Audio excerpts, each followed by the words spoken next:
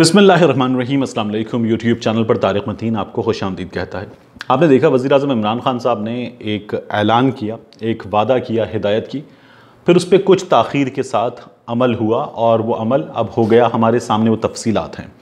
वज़ीर आज़म ने कहा था कि उनके जो मुआवनीन हैं, मुशीर हैं, ये तमाम के तमाम जो हैं, इनके असासे, इनकी शहरियत, ये तमाम चीज़ें डिक्लेयर की जाएंगी, इन्हें आवाम के सामने रखा जाएगा क्योंकि वो ट्रांसपेरेंसी के कायल हैं।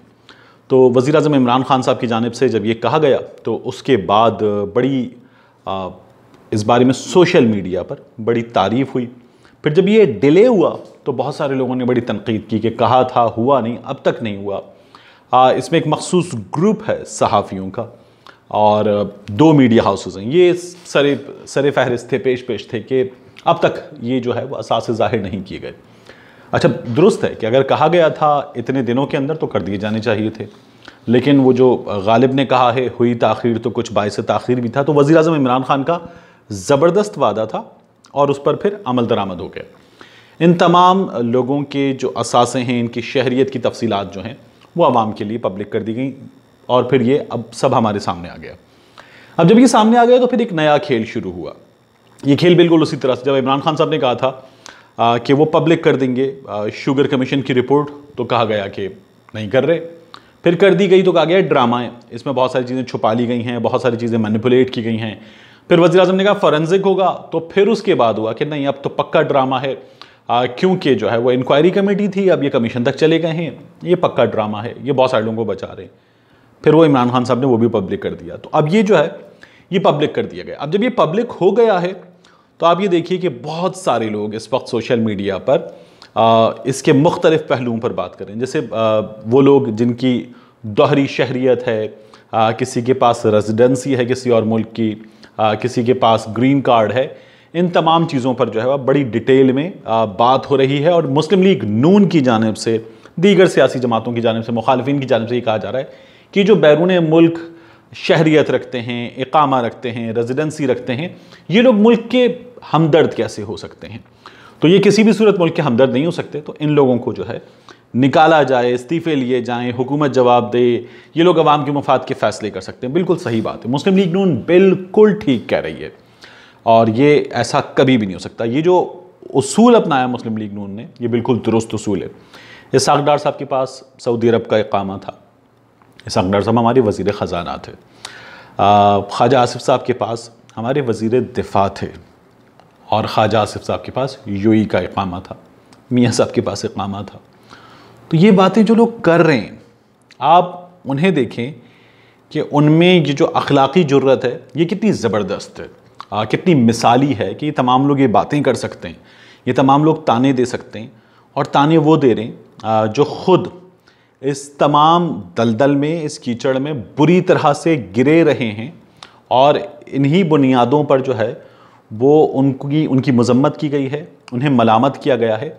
और अब वो उन्हीं बुनियादों पर, उन्हीं उसूलों पर कि जिनकी वो खिलाफ वर्जी खुद करते रहे हैं, अब वो हुकूमत को जो है तनकीद का निशाना बना रहे हैं। ये कमाल हमारे यहाँ हो सकता है, ये हमारे यहाँ इस मुल्क के सिवा कहीं नहीं हो सकता।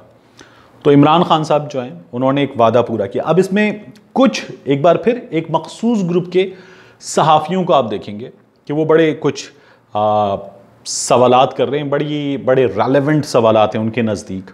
और ये जो सवालात हैं इनमें पूछा जा रहा है कि जो मालियत ज़ाहिर की गई है असासों की, कौमियत एक मामला है, मालियत दूसरा मामला, तो मालियत जो असासों की ज़ाहिर की गई है ये कहाँ होता है। और बाज़ सियासी जमातों के, बड़ा दिलचस्प है, बाज़ सियासी जमातों के जो कारकुन हैं वो ख़ुद भी अपनी क़यादत को कह रहे हैं कि हिम्मत दिखाएं, आसिम सलीम बाजवा साहब अब तो रिटायर्ड हैं, उनसे पूछ लें, उनसे बात कर लें कि वो कैसे, उनके जो असासे हैं उनकी मालियत इतनी सी है, यानी वो जो असासे अरबों खरबों के होने चाहिए उनके नज़दीक, तो उनकी मालियत इतनी थोड़ी कैसे है। हिम्मत दिखाएं, पूछ लें। सियासतदानों से तो आप लोग पूछते हैं, जवाब मांगते हैं, मुशीरों से जवाब मांगते हैं, आसिम सलीम बाजवा साहब से भी जवाब मांग लें। तो ये कहा जा रहा है, तो वो तो हिम्मत नहीं दिखा रही। चलिए मैं आपको बताता हूँ कि आसिम सलीम बाजवा साहब जो हैं उनके असासों का मामला क्या है, उनकी मालियत क्या है, चीज़ें क्या हैं, किस तरह से हैं, इस पर मैं आपके सामने कुछ चीज़ें रख देता हूँ। लेकिन देखिए, हमें इसे देखना जो है ना वो कैसे होगा, ये बड़ा दिलचस्प है। आसिम सलीम बाजवा साहब की अगर आप बात करें तो आसिम सलीम बाजवा साहब के जो असासे हैं उनकी देखिए उन्होंने जो चीज़ें बताई हैं ये बड़ी दिलचस्प हैं। उन्होंने सबसे पहले अपनी प्रॉपर्टीज़ में जो बताया है उसमें आपको नज़र आएगा कि lieutenant general Asim Salim Bajwa retired hereby declared that no immovable property including bonds, shares, certificates, security, insurance policy and jewelry other than specified herein below is held by me, my spouse and dependent children at the time of assumption of office of advisor to the Prime Minister, special assistant to the Prime Minister, SAPM। अब उसके बाद जो उन्होंने पहले assets अपने declare किए हैं और उन एसेट्स में उन्होंने इमूवेबल प्रॉपर्टी जो है वो डिक्लेयर की है। इसमें उन्होंने सबसे पहले बताया कि 250 street number 12 block A Gulberg green 5 कनाल हाउस इस्लामाबाद में, और ये जो घर है इसकी जो मालियत है ये है यहाँ पर कुछ 7 करोड़ के करीब।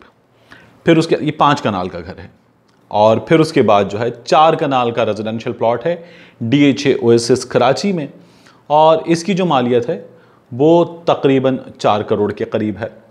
फिर इसी तरह से 4 मरले का कमर्शियल प्लॉट है और ये प्लॉट है DHA लाहौर में और इस कमर्शियल प्लॉट की जो मालियत है वो 2 करोड़ 95 लाख रुपए है। फिर 1 कनाल का रेजिडेंशियल प्लॉट है DHA इस्लामाबाद में और इसकी मालियत 21 लाख रुपए है। ये 1 कनाल का रेजिडेंशियल प्लॉट DHA इस्लामाबाद में है। 1 कनाल का ही रेजिडेंशियल प्लॉट है DHA सिटी कराची में और इसकी मालियत जो है वो 10 लाख रुपए है। कराची में से 500 गज कहते हैं हम। 8 मरला कमर्शियल प्लॉट DHA लाहौर में है। ये कमर्शियल है, ये 8 मरले का है और इसकी मालियत है 28,62,000 रुपए। अब एक लंबी डिटेल है। तो आसिम सलीम बाजवा साहब की इस प्रॉपर्टी के हवाले से बाकियों के बारे में भी सवाल हो रहा है, इस प्रॉपर्टी के हवाले से सवाल हो रहा है सोशल मीडिया पर कि ये प्रॉपर्टी जो है ये इस मालियत की कैसे हो सकती है। DHA लाहौर में 28 लाख रुपए का कमर्शियल प्लॉट, उसके बाद 5 कनाल का गुलबर्ग ग्रीन इस्लामाबाद में 7 करोड़ का पूरा बना बनाया घर, ये कैसे हो सकता है? तो ये कैसे हो सकता है ये मैं आपके सामने रख देता हूँ। देखिए, पीपल्स पार्टी के चेयरमैन, फार्मूला आसान है, जैसे मैंने कहा था ना मुस्लिम लीग नून बात कर रही है तो फार्मूला आसान है। पीपल्स पार्टी के चेयरमैन बिलावल भुट्टो जरदारी जो हैं उन्होंने जब इलेक्शन कमीशन में अपने असासे जमा कराए तो उन्होंने जो जो चीज़ें जमा कराई उनकी उन्होंने मालियत लिखी। रत्तो डेरो में उनकी 181 एकड़ ज़मीन है जिसकी मालियत है 21 लाख रुपए। 181 एकड़ ज़मीन की मालियत 21 लाख रुपए। अब आसिम सलीम बाजवा साहब जो हैं उनकी जो एग्रीकल्चरल लैंड है वो 35 एकड़ है। बिलावल भुट्टो जरदारी साहब की जो एग्रीकल्चरल लैंड है इसका रकबा है वो है 181 एकड़, इनका है 35 एकड़ और इनकी जो मालियत है वो है 55 लाख रुपए। बिलावल भुट्टो जरदारी साहब की 181 एकड़ 21 लाख रुपए की है। रत्तो डेरो में इनकी 181 एकड़ ज़मीन की मालियत 21 लाख। इस्लामाबाद के सेक्टर G6 में बिलावल भुट्टो ने अपने बंगले की मालियत ज़ाहिर नहीं की, 1200 मुरब्बा गज है, ये उन्हें तोहफे में मिला। अच्छा, बिलावल भुट्टो साहब ने G7 में एक उन्हें तोहफे में अपार्टमेंट दिया गया था, उसकी मालियत जो है वो 14 लाख रुपए बताई है। और इस्लामाबाद में उनकी 3 जायदादें हैं। इस्लामाबाद के 3 महंगे तरीन इलाकों में 3 महंगी जायदादें, उनकी मालियत है 80 लाख रुपए। बिलावल साहब में जो बिलावल हाउस कराची है उसकी मालियत, अब ये याद रखिए, बिलावल हाउस कराची की मालियत है 30 लाख रुपए। बिलावल हाउस कराची की मालियत। अब बिलावल हाउस कराची अगर आप लोगों ने देखा हो तो ये एक ह्यूज प्रॉपर्टी है, ये बिल्कुल किसी एम्पायर की तरह है। इससे कुछ 800 मीटर के फासले पर समंदर है, इससे कुछ 1.5 किलोमीटर के फासले पर कराची का सबसे बड़ा शॉपिंग मॉल है। इसकी बैक पर बहरिया टाउन का एक बड़ा सा आइकॉन प्रोजेक्ट है, अब्दुल्ला शाह गाजी है, ये कुछ 1.5 किलोमीटर के फासले पर है। इससे कुछ 300 मीटर के फासले पर कराची बोटिंग बेसन है।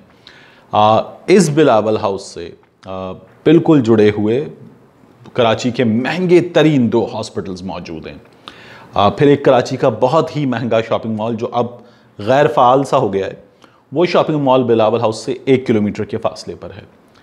और बिलावल हाउस कराची की, पाकिस्तान की जो सबसे महंगी अगर 3 प्रॉपर्टीज़ होंगी ज़मीनों की मालियत के एतबार से 3 एरियाज़ होंगे, तो बिलावल हाउस उनमें शामिल है और बिलावल हाउस की मालियत जो है वो 30 लाख रुपए है।